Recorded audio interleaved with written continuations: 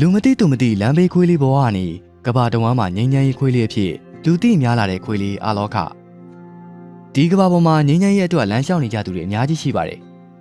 ဒါပေမဲ့မိုင်မောင်းထောင်ကြီးတဲ့ခရီးချမ်းကိုတန်ဃာတော်တွေနဲ့အတူမနာမနေလမ်းလျှောက်နေတဲ့ခွေးလေးတစ်ကောင်ရှိရဆိုရင်ရောသင်အံ့ဩသွားမှာလားဒီဗီဒီယိုမှာတော့အမေရိကန်ပြည်ထောင်စုတစ်ခွင်ငိမ့်ငိမ့်ရေးအတွက်လမ်းလျှောက်ကြွမြန်းနေကြတဲ့ဗုဒ္ဓဘာသာတန်ဃာတော်တွေနဲ့အတူလိုက်ပါလာတဲ့အိန္ဒိယလမ်းဘေးခွေးလေးအာလောကအကြောင်းကြည့်လိုက်ရအောင်ပါတန်ဃာတော်တွေဟာပြီးခဲ့တဲ့အောက်တိုဘာလကတက်ဆက်ပြည်နယ်ကနေစတင်ပြီးဝါရှင်တန် DC အထိပြည်နယ်10ခုကိုဖျက်ကျော်ကမိုင်ပေါင်း2300ခရီးကိုရှောင်လန်းနေကြတာပါသူတို့ရဲ့သတင်းစကားကတော့ရုပ်ရှင်ပါတယ်အဲ့ဒါကတော့ဂယုဏတရားအကျဉ်းနာတရားနဲ့အကျမ်းမဖတ်ရေးပါပဲဒီခရီးစဉ်ရဲ့အရှိဆုံးမှာတော့လွန်ခဲ့တဲ့မိုင်ပေါင်းထောင်ချီကအိန္ဒိယနိုင်ငံမှာသူတို့စတင်တွေ့ရှိခဲ့တဲ့ခွေးလေးတစ်ကောင်ရှိနေပါတယ်အာလောကဟာမူလကအိန္ဒိယနိုင်ငံကလမ်းဘေးခွေးလေးတစ်ကောင်ပါ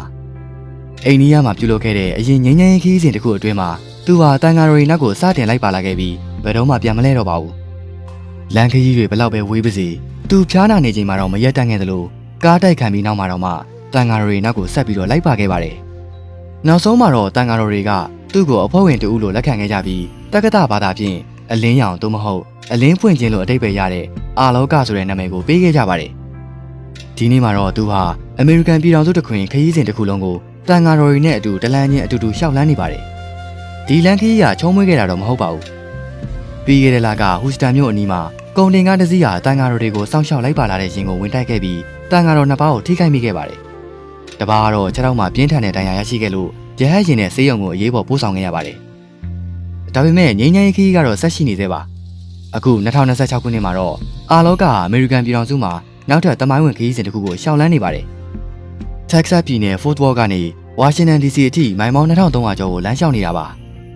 လက်ရှိမှာတော့သူဟာဂျော်ဂျီယာပြည်နယ်အတ္တလန္တာမြို့အနီးကိုရောက်ရှိနေပြီးဖေဖော်ဝါရီလမှာတော့ခရီးစဉ်ပြီးဆုံးဖို့ခံမှန်းထားပါတယ်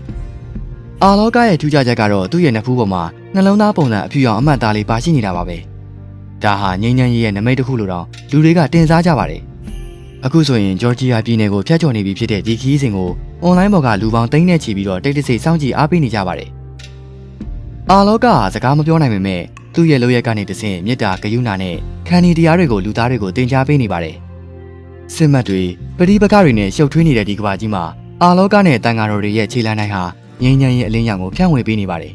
။တရိษံလေးတစ်ကောင်တော့ဒီလောက်သစ္စာရှိရှိနဲ့ငြိမ်းချမ်းရေးကိုဖော်ဆောင်နိုင်ရင်လူသားတွေဖြစ်တဲ့ကျွန်တော်တို့တွေရောဘာတွေလှုပ်ဆောင်နိုင်မလဲ။အာလောကရဲ့ခရီးစဉ်ဘေးကင်းပါစေကြောင်းကျွန်တော်တို့ဆုတောင်းပေးလိုက်ကြရအောင်ဗျာ။အဆုံးထိကြည့်ရှုပေးကြတဲ့အတွက်အားလုံးအထူးကျေးဇူးတင်ရှိပါတယ်ခင်ဗျာ။